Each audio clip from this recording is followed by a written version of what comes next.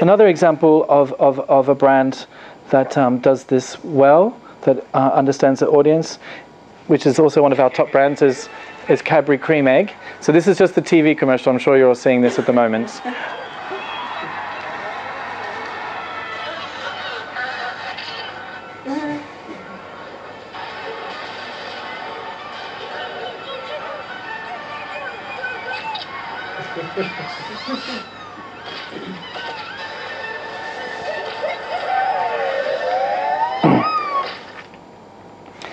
So it's just a TV commercial, but there is actually a game, and so knowing their audience, have created a kind of a virtual kind of GOO games, Olympic Games, because they're sponsors of the Olympic Games, they can do that.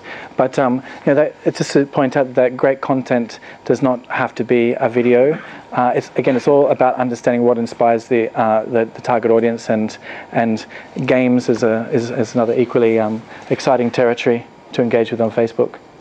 In fact, I think that I mentioned before about Texas Hold'em being the most popular page on Facebook, and even the pages for games like Farmville and Cityville and all of those Zynga games are all within the top 30 Facebook pages. And the last area, which I think is important, and Daniel and I are working this a lot, is this idea of tapping into influencers. And by influencers, I mean in PR, what we do, as I mentioned before, PR is about changing people's perception. You could kind of say it's like propaganda, or but the reality is we want to change people's opinion about a brand. And one of the best ways to do that is to use people who have high influence, and that can include a university professor, or it could be a celebrity. People who have a lot of influence. When they recommend a brand, or when they say something about a brand, that they have the ability to help change people's opinion. And a lot of and this is, I think that this is an area where I think that a lot of these brands don't do a terribly good job at. In the case of Burberry, the amount of product that fashion brands give away to fashion bloggers is just it's absolutely insane. So these are just examples of real coverage on real blogs of that same fashion show. And so what they tend to do is they will invite a blogger or some style commentator to that show. They'll give them lots of free product as well, and then the blogger is just going to put up some photos of that product, which I think is pretty much a missed opportunity when there could be so many other things we could do, like to take that person to the very beginning of the clothes making process, for example, or to kind of take them to the heart of the brand. And also, I think it demonstrates that they're not thinking too well about who the target audience is, who the eventual customer is, and the kinds of blogs and Facebook pages that these people read. There are many roles that an influencer could play, for example, on a Facebook page. So they don't just have to exist on their own blog, but you may have them in there to judge a competition or a question. You might have them to be the moderator, to produce content, and or to even be a guest editor. And one brand that we work with, which I think does a really good job of that is Ford. And I don't know if you'll be able to hear this, but I'll shut up so maybe we can try. Here at the world headquarters, evidently with the inspiration for the Ford Flex. Over the last few weeks, we've reached out to a small group of bloggers with special video invitations to join us at the Ford Focus Global Test Drive next February in Spain. You may have seen some of the videos. We visited the Michigan assembly plant where the next generation Ford Focus is being made. We took the 2012 Focus into the wind tunnel with specialist Jorge Rivas, and on the test track to talk about safety. We even had Sue Siskey, our Group Vice President of Sustainability, Environment, and Safety Engineering, speak from the roof of the Rouge factory, the living roof. We even visited Ford Field, where they let us play around with the Jumbotron a little bit. All in all, we filmed 19 invitations for bloggers to join us at the Focus Global Test Drive. This is the 20th, and it's just for you. We at Ford appreciate Mashable's continued interest in the Ford story, and we'd be thrilled if you join us for the next chapter. We'll be in touch with details about the event. But also, you can let Mashable readers know that they can apply for their own spot on the Global Drive tab at facebook.com Ford. So I don't know if you could hear that properly, but basically this was for a global test drive of the new Ford Focus about February last year. And typically the test drive of a new car is done by an editor of a car magazine, but in this case we decided to open up to real people through Facebook, and anyone could participate. The winners would be flown to Madrid with their best friend. They'd all, I think it was about 40 people from around the world, from Australia, South Africa, America, everywhere, and they would participate in this test drive. We had the car completely hooked up with cameras, like inside and outside, so that when people finished the test drive, they were given their own personal video footage of their experience, and this is all hosted through Facebook. In order to the car reverses itself. I don't know if anyone has been in a new Ford Focus. I was in one at Christmas time. They actually do reverse parking by themselves. You can just take your hand off. Don't worry, I'm not trying to sell you a Ford Focus, but in order to get this campaign noticed, it was really important that we tapped into some different influencers.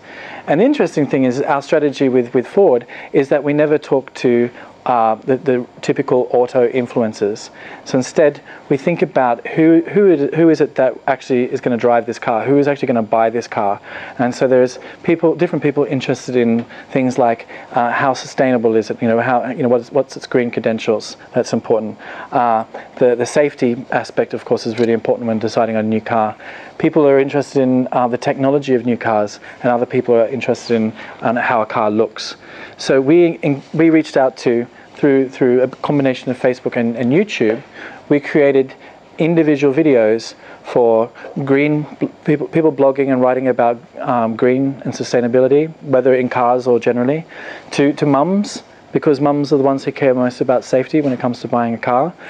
We reached out to kind of like tech and kind of gadget bloggers, because they'd be interested to see how you can talk to this car, and how the American version has can interact with Facebook, etc. inside the car, and also design bloggers, because they would have a point of view on the actual design of the car. And I think the head designer at Ford was previously the head designer at Ferrari, so it was like the opportunity to meet him was quite appealing.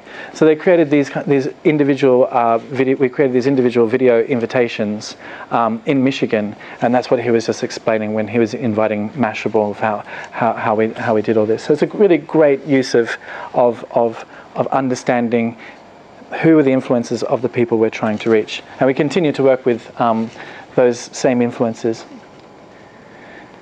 So I'll cap it off there. There's just a couple of last little things I wanted to share with you.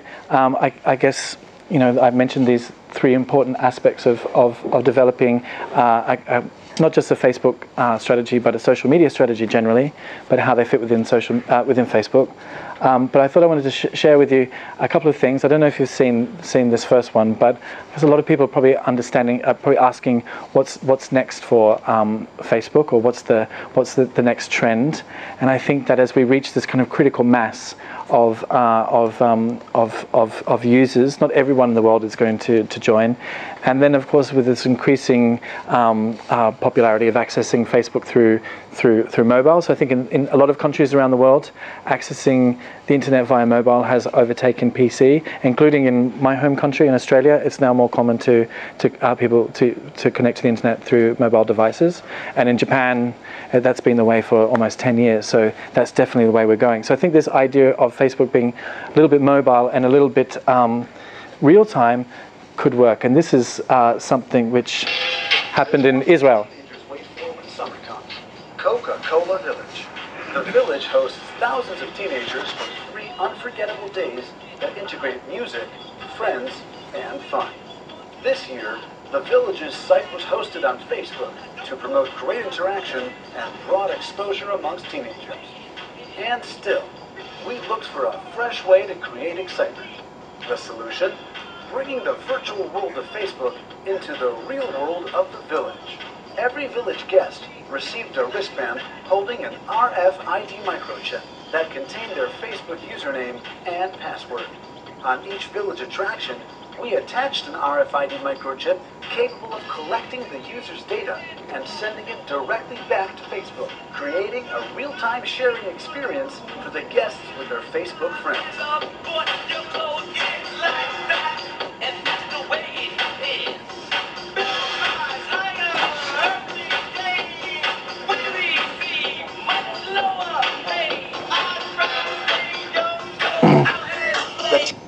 So did everyone, I don't know if you could hear that, but this idea of being able to kind of like things in real time, I love this, and I can foresee it. I know that a couple of brands are talking about doing that at the Olympic Games as well, but this idea of going to a museum and being able to like different paintings, I definitely see this RFID technology as something to look out for.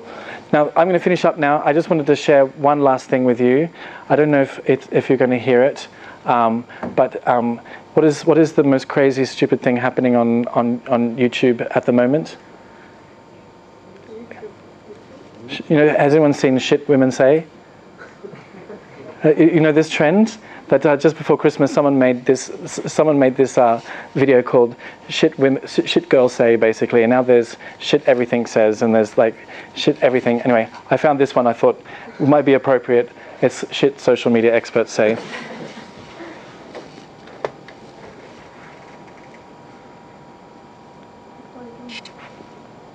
Go.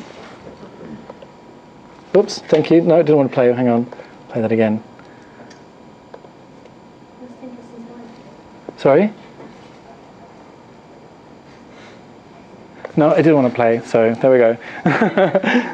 Anyway, thank you everyone. I'm sorry about that last one, but...